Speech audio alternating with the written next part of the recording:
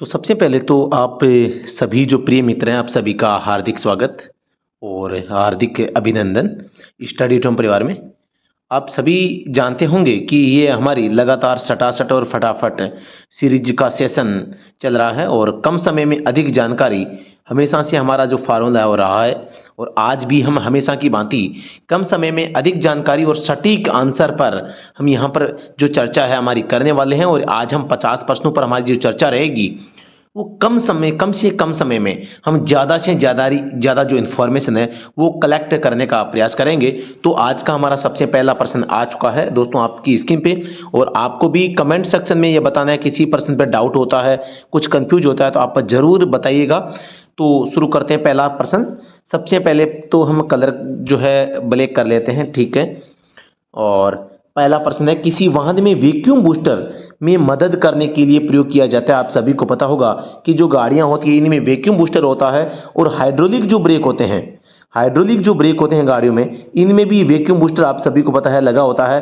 और ये कहाँ लगा होता है? जो ब्रेक बूस्टर होता है इसमें एक छोटा सा पाइप घुसता है और ये पाइप बाहर जाकर यहाँ पर कहीं ना कहीं जो अल्टरनेटर होता है, अल्टरनेटर इसके पीछे वाले भाग में ये लगता है। तो मतलब कि अल्टरनेटर के पीछे ब्रेक बूस्टर भी लगा होता है। तो वैक्यूम बूस्टर जो होता है तो वो इसका काम क्या होता है? तो ब्रेकिंग जो है सिस्टम, ब्रेकिंग सिस्टम में मदद करने के लिए यहाँ पर वैक्यूम बूस्टर को है वो लगाया जाता है, ठीक है।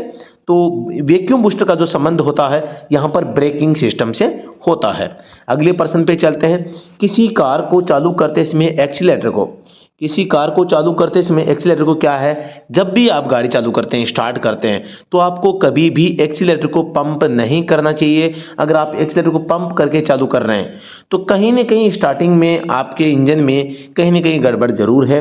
तो स्टार्ट करते समय बिल्कुल भी सामान्यतया इसको नहीं दबाना चाहिए, सामान्यतया नहीं दबाना चाहिए। जब गाड़ी में दिक्कत हो जाती है, खराबी आ जाती है, स्टार्ट नहीं हो पा रही है, तब आप इसको दबा सकते हैं। हालांकि सामान्य स्थितियों में इसको नहीं दबाया जाता जब स्टार्ट करते हैं। पहाड़ी क्षेत्रों में किस वाहन को मार्ग का अधिकार होता है? पहाड़ी क्षेत्र में आप सभी को पता है एक ऊपर की ओर जा रहा होता है, एक नीचे की ओर आ रहा होता है। तो यहाँ पर प्राथमिकता किसको होनी चाहिए? तो मार्ग पर अधिकार होता है ऊपर की ओर जा रहा जो वाहन होता है ना, तो उसको यहाँ पर मार्ग का अधिकार होता है नीचे की ओर आने की तुलना में। तो प्रश्न संख्या 4 है, आधुनिक वाहनों में किस किस्म के ब्रेक पाए जाते हैं? आप सभी को पता होगा कि आजकल वर्तमान में जो ब्रेक आ रहे हैं वो शुरू में क्या होता था, पुरानी गाड़ियों में ड्रम ब्रेक होते थे, बाद में ड्रम और डिस्क दोनों आ गए। आजकल तो केवल डिस्क भी आने लगे हैं। लेकिन जो आधुनिक गाड़ियों की बात करते हैं तो यहाँ पर ज़्यादातर गाड़ियों में आगे और पीछे कौन से ब्रेक होते हैं?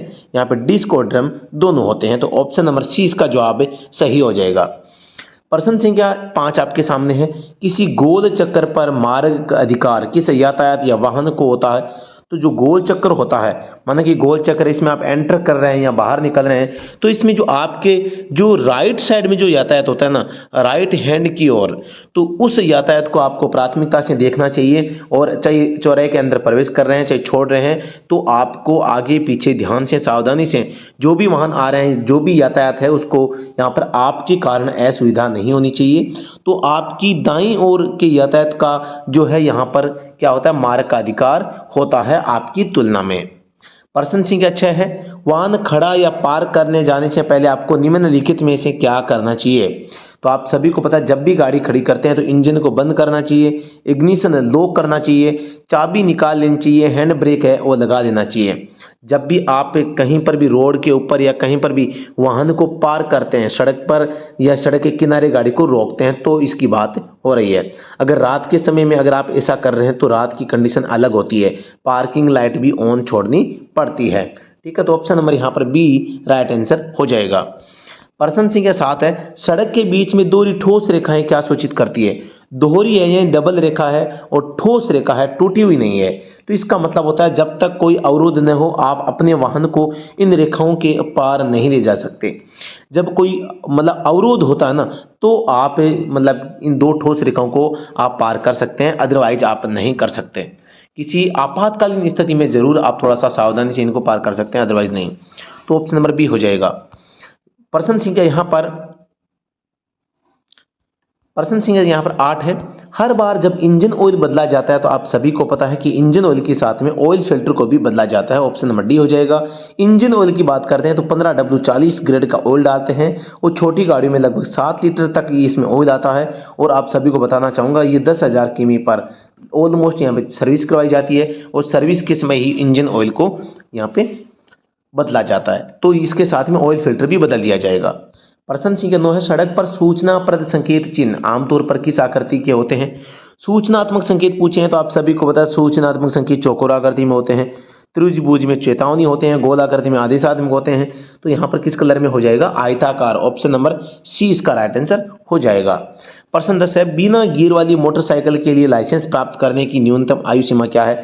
तो पहली बात आपको याद रखना है, अगर बिना गियर की बात आ जाए, 50-80 सीसी से कम की बात आ जाए, तो यहाँ पर दोनों ही कंडीशन में आपको 16 साल के ऊपर टिक करना है। ऑप्शन नंबर सी इसका जवाब सही हो जाएगा।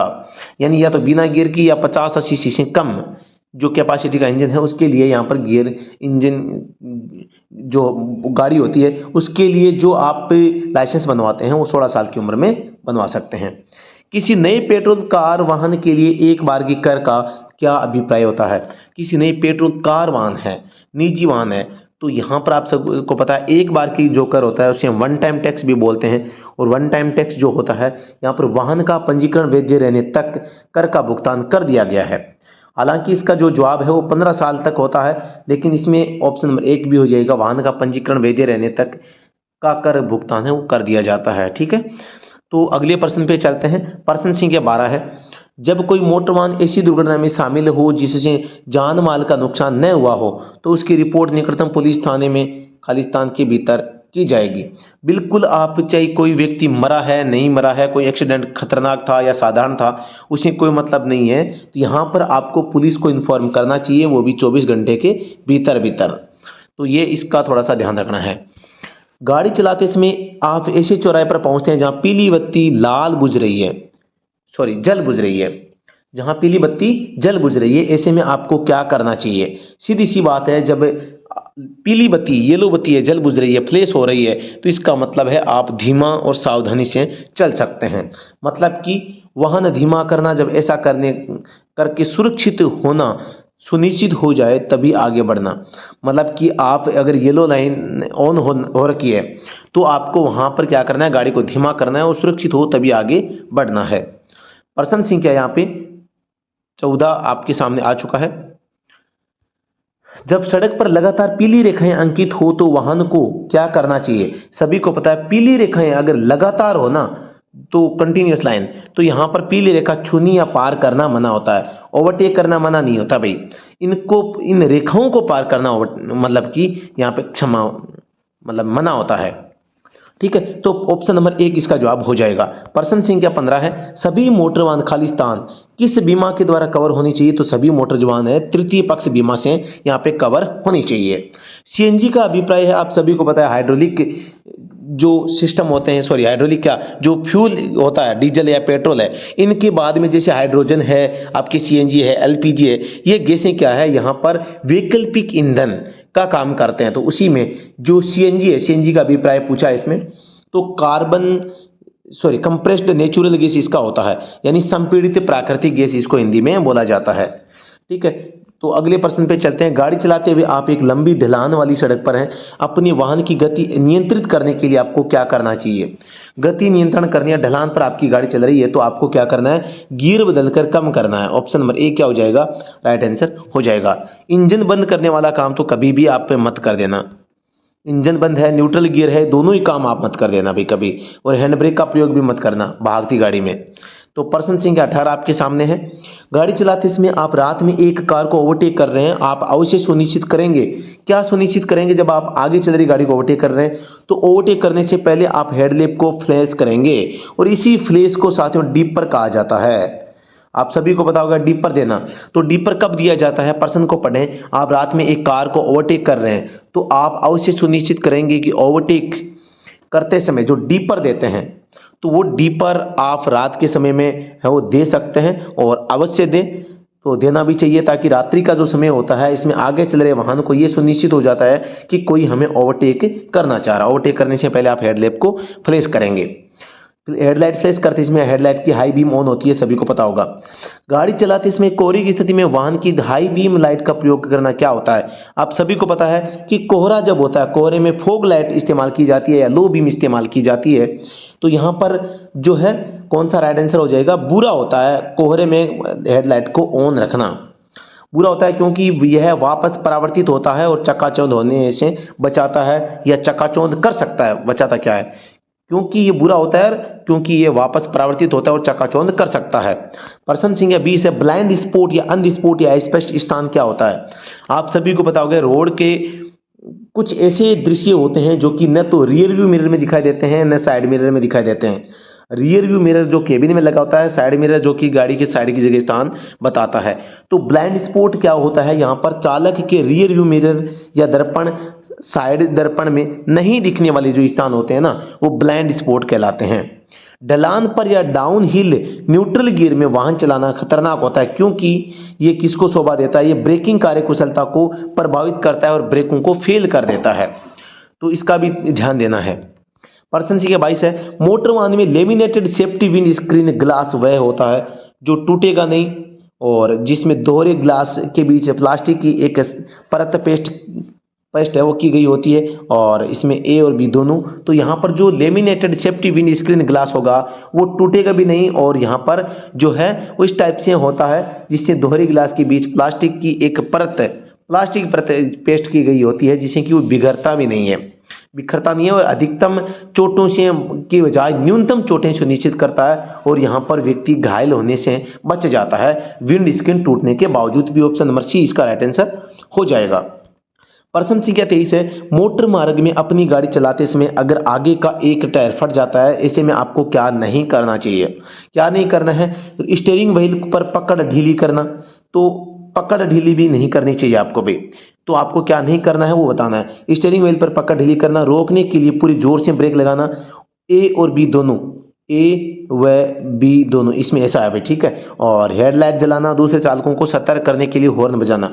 तो ये तो आप काम कर ही सकते हैं, लेकिन सबसे ज़्यादा जरूरी है ये ए और बी दोनों। स्टीयरिंग व्हील पर पकड़ ढीली करना, रोकने के लिए पूरी जोर से ब्रेक लगाना, ये दोनों ही काम आपको नहीं करने होते हैं, ठीक है। ये दोनों काम क्या है? गलत है। और यहाँ पर पूछा है कि क्या नहीं करना चाहिए, तो ये दोनों काम ही आपको नहीं करने चाहिए, ठीक है। तो ऑप्शन नंबर सी हो जाएगा, ए और बी दोनों।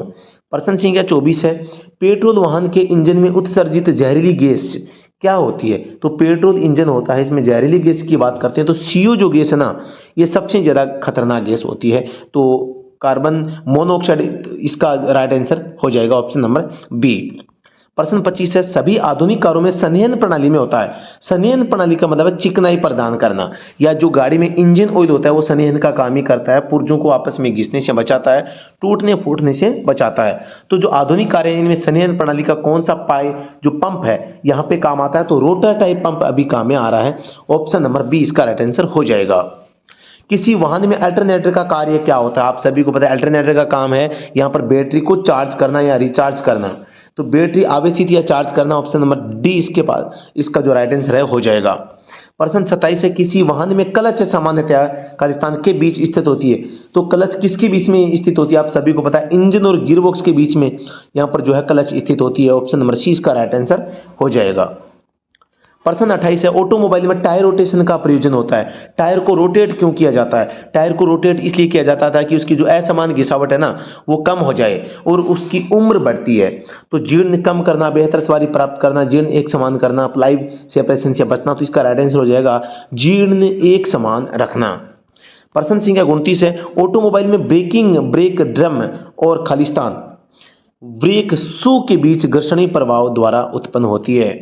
तो यहाँ पर पूछा है कि ऑटोमोबाइल में ब्रेकिंग में जो पार्ट्स के नाम पूछे हैं ना, तो ये है कि जो ब्रेक है इसके कौन कौन से पार्ट होते हैं, तो उनमें से शामिल कौन सा नहीं है, ऐसा भी इसमें लिखा हुआ होना चाहिए। तो ब्रेक शू इसके पार्ट होते हैं, ठीक है। अगले प्रश्न पे चलते हैं। प्रश्न संख्या 30 है, वाहन ब्रेकिंग प्रणाली में प्रयुक्त संयुक्त अक्षर जीपीएस का जो अभिप्राय होता है वो क्या होता है? तो जीपीएस की फुल फॉर्म जो होती है ग्लोबल पोजिशनिंग सिस्टम होती है, ऑप्शन नंबर 1 इसका राइट आंसर हो जाएगा। प्रश्न 31 है, भारत में टोल प्लाजा पर वाहन रोके बगैर टोल का भुगतान करने के लिए किस युक्ति का प्रयोग किया जाता है? आप सभी को पता होगा कि यहाँ पर फास्टैग का इस्तेमाल किया जा रहा है। फास्टैग की जो कैटेगरी, एक तो एम कैटेगरी है, एक एन कैटेगरी है, और इसमें सवारियां आप ढो सकते हैं एम कैटेगरी में, और एन कैटेगरी में आप जो मतलब कि कॉमर्शियल यूज के लिए या पर्सनल उद्योग धंधों के लिए ये काम में आती है। तो फास्ट तो प्रश्न संख्या 32 आपके सामने है, और 32 नंबर प्रश्न है, वाहनों में लगाए गए या फिट किए गए रियल टाइम जीपीएस ट्रैकर का प्रयोग निम्नलिखित में से किस प्रयोजन के लिए किया जाता है? तो जो जीपीएस होता है इसका क्या क्या ये कर सकता है? तो एक तो ओवर स्पीड अलर्ट है, चोरी हुए वाहन की रिकवरी है, रियल टाइम लाइव लोकेशन है। तो ये इनमें से जो ये दिए गए ना, ये सारे काम कर सकता है। आप गाड़ी को ओवर स्पीड में चलाएंगे तो वाहन मालिक को पता चल जाएगा। चोरी हुआ कोई वाहन है तो उसको बता देगा भी वो वाहन कहाँ पे है। रियल टाइम लोकेशन भी ये बता देता है, रियल टाइम लाइव लोकेशन, कि करंट में मेरा वाहन कहाँ पे है। तो आजकल आप देखते हैं कि जो गाड़ियां होती है तो वाहन मालिक घर बैठे पता लगा सकते हैं कि गाड़ी कहाँ है, उसमें क्या कितनी सवारी बैठी है, कितनी स्पीड से चल रही है। तो इस टाइप की चीजें जीपीएस के माध्यम से आज भी आप है वो देख पाते हैं। तो ये सभी इसका जो आंसर है हो जाएगा option number D right answer हो जाएगा। प्रश्न 33 है, स्मार्टफोन में उपलब्ध गूगल मैप का प्रयोग खालिस्तान का पता करने के लिए किया जाता है। गूगल मैप का प्रयोग आप किसके लिए कर रहे हैं? तो यहां पर हो जाएगा वास्तविक काल, यातायात स्थितियां, यात्रा के मार्ग बताना, यात्रा का समय बताना। तो सभी काम ये करती है। ठीक है, कौन करता है? यहां पर गूगल मैप है वो तीनों काम करता है। तो ऑप्शन नंबर डी इसीलिए जवाब हो जाएगा। प्रश्न संख्या 34 है, लोकेशन को पिन पॉइंट करने या ठीक बताने के लिए जीपीएस युक्तियां खालिस्तान का कंप्रेस युक्तियों का प्रयोग करती है। ठीक है, तो यहां पर हम लोकेशन को पिन पॉइंट करने या ठीक ठाक बताने के लिए जीपीएस युक्तियां किसका प्रयोग करती है? सैटेलाइट, लेजर, विद्युत चुंबकीय तरंगे, ये सभी। तो इसका जो राइट आंसर हो जाएगा, जीपीएस युक्तियां सैटेलाइट का प्रयोग करती है। ऑप्शन नंबर 1 इसका जवाब सही हो जाएगा। प्रश्न 35 है, वाहन के इंजन ऑयल की जांच की जानी चाहिए। वाहन का जो इंजन ऑयल होता है इसकी जांच कब की जाती है? तो इसकी जो जांच है वो साथियों जब इंजन ठंडा हो, जब वाहन समतल धरातल पर खड़ा हो, जब इंजन चालू हो, ए और बी दोनों। तो यहाँ पर ए और बी दोनों सही हो जाएगा। जब इंजन ठंडा हो, जब वाहन समतल धरातल पर खड़ा हो, तो आपको इंजन ऑयल की जांच है वो कर लेनी चाहिए। इंजन ऑयल की जो जांच है आप सभी को पता होगा डीपीएसटी के माध्यम से यहाँ पर की जाती है। प्रश्न 36 है, निजी कारों का पंजीकरण संख्या खालिस्तान में लिखी जाती है। प्राइवेट जो गाड़ियां होती है इनमें सफेद पृष्ठभूमि होती है, जो अक्सर होते हैं वो कैसे होते हैं? काले होते हैं। ठीक है, तो ऑप्शन नंबर यहाँ पर 1 इसका राइट आंसर हो जाएगा। सफेद पृष्ठभूमि पर काले अक्षर व अंक होते हैं। प्रश्न 37 है, वाहन के क्लच पर एक पैर रखने से, क्लच पर पैर रखने से क्या हो सकता है? तो यहां पर होगा तो कुछ नहीं, क्लच जल्दी घिस जाएगी। लेकिन इस पोजीशन को यहां पर क्लच राइडिंग के नाम से जाना जाता है, कि अगर आप क्लच के ऊपर लगातार पैर लगाकर रखते हैं या दबाकर रखते हैं या ऊपर रखकर आप गाड़ी चलाते हैं या ऐसी आदत है, तो वो एक जो है क्लच राइडिंग कहलाती है ना। तो क्लच के ऊपर पैर रख के गाड़ी चलाना ये एक मतलब गलत आदत होती है। तो क्लच जल्दी घिसने लगता है। ऑप्शन नंबर सी इसका जवाब हो जाएगा। यातायात सिग्नल पर चमक रही लाल बत्ती का अर्थ होता है। यातायात सिग्नल पर लाल बत्ती अगर चमक रही है, चमकने का मतलब यहां पर फ्लैश कर रही है, ऑन ऑफ हो रही है, तो इसका मतलब है आपको सबसे पहले रुकना है। एक बार तो आपको रुकना पड़ेगा, तो सी और डी गलत हो जाएगा। और फिर बत्ती के हरी होने की प्रतीक्षा करनी है और देखें, और जब ऐसा करना सुरक्षित हो तब आप आगे बढ़ें। तो यहां पर ऑप्शन नंबर कौन सा सी हो जाएगा? ए हो जाएगा। रुकें और बत्ती के हरी होने का, यहां पर देखो थोड़ा सा एक चीज है, एक चीज आपको थोड़ा सा ध्यान देनी है। यातायात सिग्नल पर चमक रही लाल बत्ती का अर्थ है, चमकने का मतलब अगर फ्लैश होता है ना, तो अगर फ्लैश अंग्रेजी में देख लेना आप, अगर फ्लैश है तो आपको रुकें, देखें, और जब ऐसा करना सुरक्षित हो तब आगे बढ़ें। तो मेरे हिसाब से इसका जो राइट आंसर है ऑप्शन नंबर बी इसका जवाब हो जाएगा। अगर यातायात सिग्नल में चमक रही लाल बत्ती है तो लाल बत्ती यहां पर यह संकेत करती है आपको एक बार रुकना है, फिर आपको देखना है, सुरक्षित हो तो आपको आगे बढ़ना है। ऑप्शन नंबर बी जवाब सही हो जाएगा। प्रश्न संख्या 39 है, वाहन पार्क या खड़ा कारण अवैध होता है। तो यहां पर वाहन पार्क करना या खड़ा करना अवैध होता है, कारण नहीं करना होता है भाई। ठीक है, करना होता है। तो कहां पर करना अवैध होता है? आप सभी को पता है कि यहां पर फुटपाथ पर नहीं कर सकते, किसी पुल पर या सुरंग पर आप या उसके भीतर नहीं कर सकते, किसी साइकिल लेन में नहीं कर सकते, तीनों में करते हैं तो यहाँ पर आप अपराधी माने जाते हैं, वो अवैध माना जाता है पार्किंग, और वाहन को उठा के ले जा सकते हैं, जुर्माना भी लगाया जा सकता है। तो ऑप्शन नंबर डी इसका जवाब हो जाएगा। प्रश्न संख्या 40, आपके वाहन में हुई दुर्घटना में लोगों को चोट पहुंची है, आपको ऐसे में क्या करना चाहिए? तो यहाँ पर आप सभी को पता है कि जब आपकी गाड़ी से कोई दुर्घटना हो जाती है तो पहले घायलों को अस्पताल पहुंचाओ, फिर निकटतम पुलिस थाने में रिपोर्ट भी दर्ज करवाओ। तो ये सबसे ज़्यादा जरूरी है, थाने में एफआईआर करवाना सबसे इंपॉर्टेंट होता है, और वो करवा देते हैं तो इन द फ्यूचर आपको कोई ज़्यादा समस्याएं नहीं आती है। तो ऑप्शन नंबर यहाँ पर कौन सा हो जाएगा? 2 हो जाएगा। पहले घायलों को अस्पताल पहुंचाना, फिर निकटतम पुलिस थाने में रिपोर्ट है वो आप कर सकते हैं। प्रश्न संख्या 41 है, कोई वाहन चलाते समय दाएं और मुड़ते समय आपको किस लेन में होना चाहिए? आप राइट साइड में मुड़ रहे हैं, दाएं का मतलब है राइट में मुड़ रहे हैं, तो आपको किस लेन में होना चाहिए? तो यहाँ पर आपको सबसे राइट लेन में ही होना चाहिए। जो आप जिस साइड में टर्न ले रहे हैं उसी लेन में आपको यहाँ पर होना चाहिए। अगले प्रश्न पे चलते हैं। प्रश्न 42 है, गीली फिसलन भरी सड़क पर गाड़ी चलाते समय आपको क्या करना चाहिए? गीली और फिसलन भरी सड़क है तो पहली बात तो गियर आपको कम रखना है, स्पीड आपको कम रखनी है, मतलब कि अचानक ब्रेक लगाने या गति बढ़ाने से आपको बचना यहाँ पर चाहिए। प्रश्न इसका जो राइट आंसर है बी हो जाएगा। प्रश्न संख्या 43 है, मोटर वाहन संशोधन अधिनियम 2019 खालिस्तान 2019 से प्रभावी हुआ है। कब से प्रभावी हुआ है? जो मोटर वाहन संशोधन अधिनियम 2019 है ये किसके द्वारा लाया गया है? 1988 में संशोधन करके, और इसको लागू कब किया गया है? 1 सितंबर 2019 को इसको लागू किया गया है। मोटर वाहन संशोधन अधिनियम 2019 के अनुसार लाइसेंस के लिए बिना गाड़ी चलाने के लिए नया चालान या जुर्माना कितना है? लाइसेंस के बिना गाड़ी अगर आप चलाते हैं तो यहाँ पर 5,000 का जुर्माने का प्रावधान धारा 181 में किया गया है। तो इस प्रश्न को भी आपको ध्यान में रखना है। प्रश्न संख्या यहाँ पे 45 है, क्षेत्रीय परिवहन कार्यालय आरटीओ द्वारा जारी लर्नर लाइसेंस की वैधता कितनी होती है? चाहे लर्निंग लाइसेंस कोई भी जारी करे, लेकिन उसकी जो वैलिडिटी होती है ना वो 6 माह ही होती है, इससे कम या ज्यादा नहीं होती है। किसकी? लर्नर लाइसेंस की। तो यहाँ पर प्रश्न संख्या 46 आपके सामने है, गोल आकृति है और रेस्ट्रिक्शन एंड का संकेत यहाँ पर दिया गया है। तो यहाँ पर रास्ता बंद है, पार्किंग नहीं है, पार्किंग स्थल है, प्रतिबंध समाप्त है। तो ऑप्शन नंबर यहाँ पर क्या हो जाएगा? डी हो जाएगा। एक ऐसा चिन्ह जिसका हाशिया, दोस्तों यहाँ पर एक ऐसा चिन्ह जिसका हाशिया काले रंग में हो और चिन्ह का रंग भी काला हो तो क्या कहलाता है? यहाँ पे प्रतिबंध समाप्ति यानी कि रेस्ट्रिक्शन एंड कहलाता है। प्रश्न संख्या 47 है, एक त्रिभुज के अंदर आगे से रास्ता चौड़ा है, पीछे से मोटा है, आगे से संकड़ा है, पीछे से चौड़ा है। तो आगे रास्ता संकड़ा है, आगे पुल है, दोनों तरफ सड़क है, रास्ता बंद है, तो इसमें सही जवाब हो जाएगा आगे रास्ता संकड़ा है। प्रश्न संख्या 48 है, यहाँ पर एक चारपाई दिखाई दे रही है केवल। आयत में चारपाई का यातायात संकेत चिन्ह क्या होता है ये आपको बताना है। दाएं ओर से वाहन का प्रवेश निषिद्ध है, गलत हो जाएगा। रेस्टिंग प्लेस हो सकता है, ओवरटेक करना प्रतिबंध गलत है, गोल चक्कर समाप्त करना। तो यहाँ पर जो राइट आंसर होगा वो रेस्टिंग प्लेस हो जाएगा। चारपाई पर क्या किया जाता है? दुकान में जहां पर भी चारपाई, दुकान या होटल या कहीं पर भी चारपाई होती है वहां पे आप गाड़ी को रोककर आराम कर सकते हैं, इसलिए चारपाई का मतलब होता है विश्राम स्थल करना। ठीक है, तो अगले प्रश्न पे चलते हैं। लाल बॉर्डर और सफेद पृष्ठभूमि में गोल आकार में 50 लिखे होने वाले यातायात संकेत चिन्ह का क्या जो अर्थ है वो होता है या वो क्या बताता है? तो यहाँ पर लाल सर्कल है और 50 इसके अंदर लिखे हुए हैं, तो इसका मतलब है कि ये क्या है? एक गति सीमा है, मैक्सिमम स्पीड को इंडिकेट करता है। यही चीज अगर ब्लू सर्कल में आती है तो यहाँ पर मिनिमम स्पीड आ जाती, और हाँ तो ठीक है वो ब्लू कलर में होता है। मिनिमम ये तो आ गया मैक्सिमम का, और मिनिमम का जो होता है ना, मिनिमम का आ जाता है ब्लू सर्कल में, बस इतना फर्क है।